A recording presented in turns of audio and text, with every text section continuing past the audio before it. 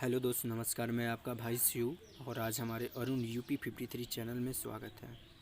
देखिए फिर आज आप लोग के बीच में बहुत ही हिट मैटर लेकर आ गए हैं। आप लोगों को तो थंबनेल से पता चल गया होगा कि ये किस ट्रैक पे लिखा हुआ गाना है। तो आइए मैं आप लोगों को सॉन्ग सुनाता हूँ। सुनाने से पहले आपसे छोटी सी रिक्वेस्ट है, जो अभी तक हमारे चैनल को सब्सक्राइब नहीं किए हैं हमारे चैनल को सब्सक्राइब कर दें और बगल में बेल आइकन घंटी है उसे प्रेस कर दें, ताकि किसी भी प्रकार का मैटर अपलोड करूं तो सबसे पहले आप तक आसानी से पहुंच जाए। अगर किसी भी भाई को प्रोफेशनल सॉन्ग चाहिए तो दिए गए नंबर पे कॉल करके मांग सकता है। और एक छोटी सी और रिक्वेस्ट है आप लोगों से, देखिए जिसमें लड़का का बोल है लड़का आगे लिख दिया गया है और जो लड़की का बोल है वो लड़की बोल लिख दिया गया है, तो आप समझ जाइएगा। आइए मैं आप लोगों को सॉन्ग सुनाता हूँ।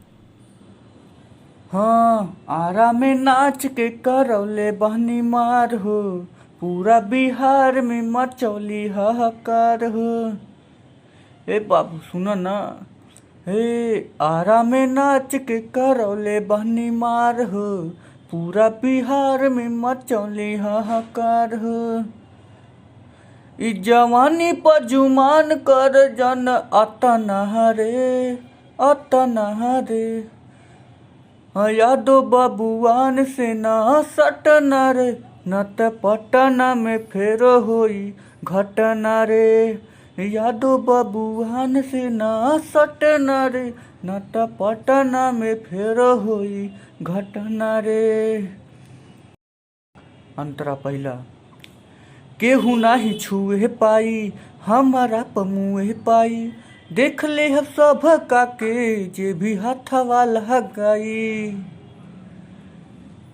हे तनी ढेर मत उछल तू एतना, हो देख आइल बाटे लोग यहाँ के तहना। हो इनके पिस्टल दुनाली से बचना रे, हाँ बचना रे। यादो बबुआन से ना सटना रे, न त पटना में फेर होई घटना रे। यादो बबुआन से ना सटना रे, न त पटना में फेर होई घटना रे। अंतरा दूसरा, आइल बानी नाचे यहाँ करी जानी माना के, शोभा बढ़ले बानी पूरा समियाना के।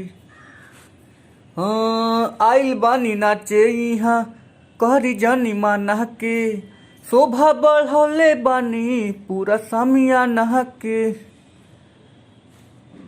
हो हम त कहतानी सुना एगो बात के, अरहिया बचल बाड़ू बुक पूरा रात के।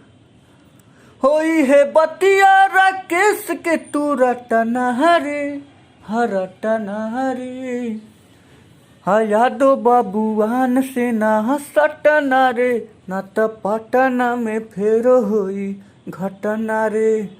यादो बबुआन से ना सटना रे, न त पटना में फेर होई घटना रे। ये मेल और फीमेल दो लोगों का है।